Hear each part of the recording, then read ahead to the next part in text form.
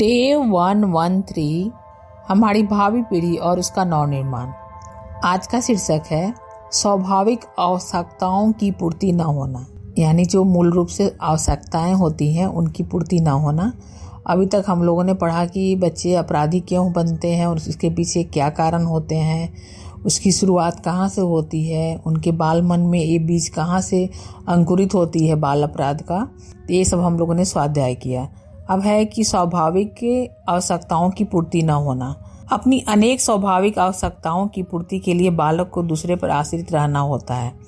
फलतः उसे दूसरे के अनुसार भी अपने को व्यवस्थित करने की चेष्टा करनी होती है। इन आवश्यकताओं को 3 प्रकार का वर्गीकरण किया जा सकता है। पहला, शारीरिक, जैसे भोजन, जल, नींद तथा अन्य शारीरिक सुविधाएं। दूसरा है आत्म संबंधी, जैसे दूसरों से प्रशंसा, राय तथा अपनत्व की भावना पाने की इच्छा। तीसरा है सामाजिक, जैसे दूसरे के कार्यों में हाथ बटाने हेतु कुछ सामाजिक कौशल प्राप्त करने की इच्छा। ये स्वाभाविक आवश्यकताएं बालकों के विभिन्न व्यवहार और कार्यों के लिए अभिप्रेरणाएं हो जाती है। इन अभिप्रेरणाओं की क्रियाशीलता में जब कभी किसी प्रकार की बाधा उपस्थित होती है तो बालक तनाव में आ जाता है। यदि यह तनाव गहरा हुआ और उसकी आवश्यकताओं की पूर्ति नहीं हुई तो उसके व्यवहार अवांछित रूप लेने लगते हैं। स्पष्ट है कि व्यक्तित्व व्यवस्थापन इन आवश्यकताओं की समुचित पूर्ति पर निर्भर करता है। इन आवश्यकताओं की पूर्ति के प्रयास में अभिभावकों को यह भी याद रखना है कि उनकी अत्यधिक पूर्ति भी व्यक्तित्व के संतुलन को उसी प्रकार बिगाड़ सकती है जैसे उनका अवदमन व्यक्तित्व के स्वास्थ्य के लिए घातक होता है। इसको फिर से पढ़ते हैं। यदि यह तनाव गहरा हुआ और उसकी आवश्यकताओं की पूर्ति नहीं हुई तो उसके व्यवहार अवांछित रूप लेने लगते हैं। स्पष्ट है कि व्यक्तित्व व्यवस्थापन इन आवश्यकताओं की समुचित पूर्ति पर निर्भर करता है। इन आवश्यकताओं की पूर्ति के प्रयास में अभिभावकों को यह भी याद रखना है कि उनकी अत्यधिक पूर्ति भी व्यक्तित्व के संतुलन को उसी प्रकार बिगाड़ सकती है जैसे उनका अवदमन व्यक्तित्व के स्वास्थ्य के लिए घातक होता है। यहाँ पर 3 तरह की आवश्यकताएं बताई गई, शारीरिक, आत्म संबंधी एवं सामाजिक। इन तीनों में यदि बैलेंस रहता है तो बालक जो है व्यवस्थित ढंग से जीवन अपने जीता है। लेकिन इन तीनों में से किसी एक में भी असंतुलन आता है, जैसे उसकी भोजन में कमी हो जाए, नींद में कमी हो जाए, आत्म संबंधी यदि जैसे दूसरे से प्रशंसा ना मिले, उसे अपनत्व की भावना ना मिले, सामाजिक रूप जैसे दूसरे के कार्यों में हाथ बटाने उसके पास कुछ कौशलता ना हो, निपुणता ना हो, तो ये सब कुछ ना कुछ अनबैलेंस सब होते हैं। तो बच्चे के व्यवहार में अवांछनीय परिवर्तन आते हैं।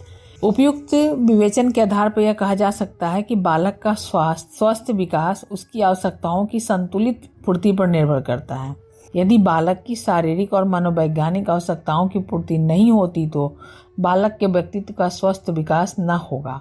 उलझनों और परेशानियों का सामना तो सभी बालकों को कुछ न कुछ करना ही होता है, परंतु इनकी अवधि बहुत दीर्घ हो जाती है तो बालक अपराधी होने की ओर झुक जाता है। जैसे भोजन के न मिलने से शरीर जर्जरित होने लगती है, उसी प्रकार बालक का मन जर्जरित होने लगता है और वह धैर्य खो बैठता है।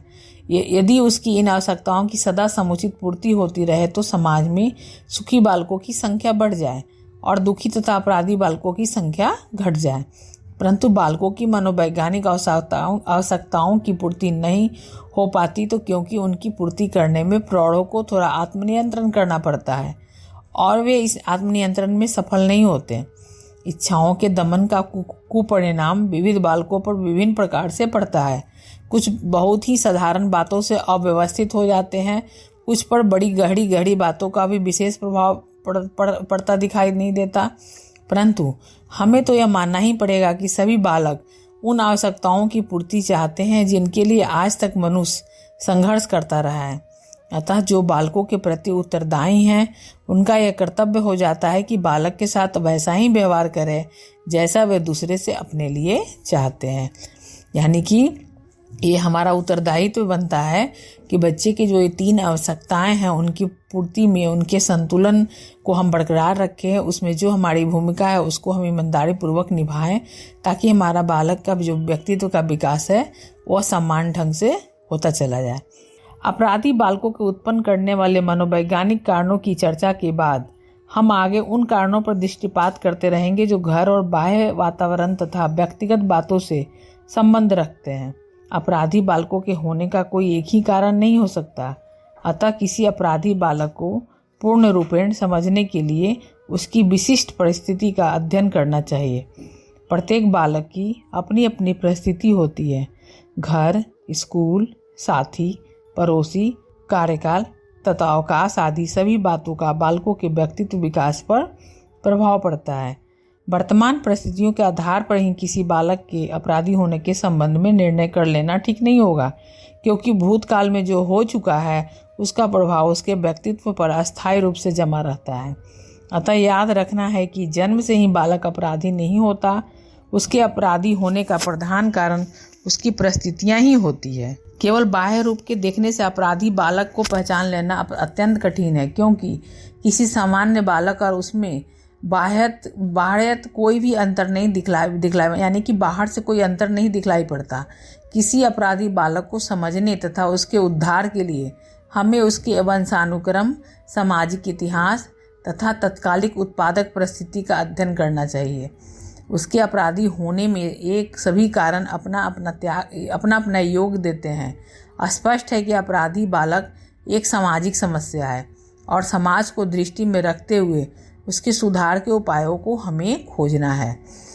जैसा कि हम सब जानते हैं कि नौनिहाल जो होते हैं, बालक होते हैं, किसी भी राष्ट्र के धरोहर होते हैं।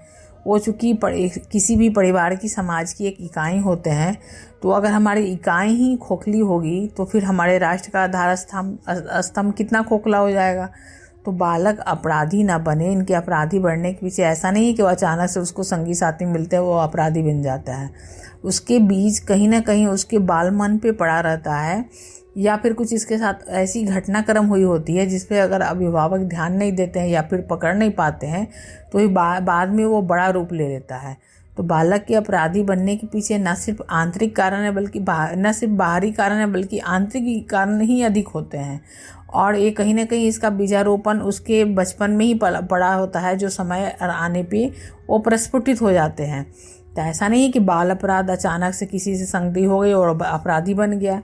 अगर वो बाल मन में उसके अंदर इस तरह के संस्कार के बीज रोप दिए जाएं जो किसी भी तरह का अपराधी प्रवृत्ति, अपराध रूपी जो भी तूफान हो, चक्रवात हो या विपरीत परिस्थिति हो, उनके थफेरों से वो बीज से बने जो वृक्ष होंगे वो नहीं उससे चपेट में आएंगे।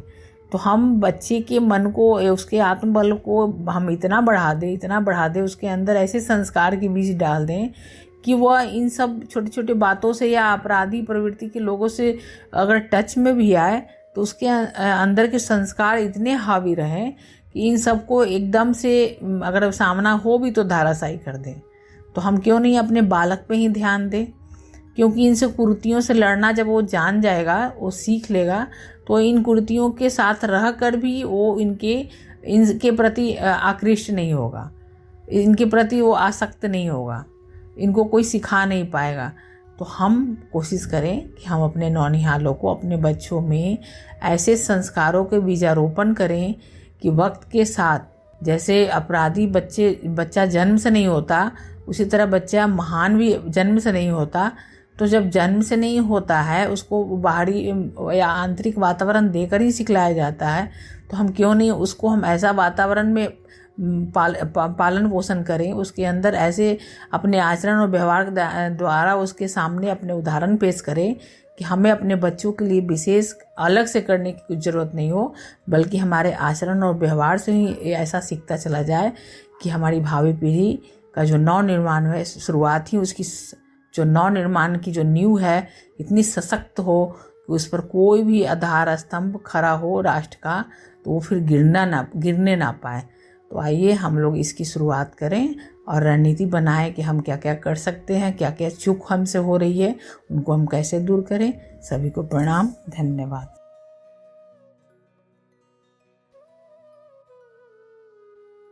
हमारे YouTube चैनल को सब्सक्राइब करें और बेल आइकन को दबाकर ऑल पर क्लिक करें ताकि आने वाले सभी वीडियोस की नोटिफिकेशन आपको मिलती रहे।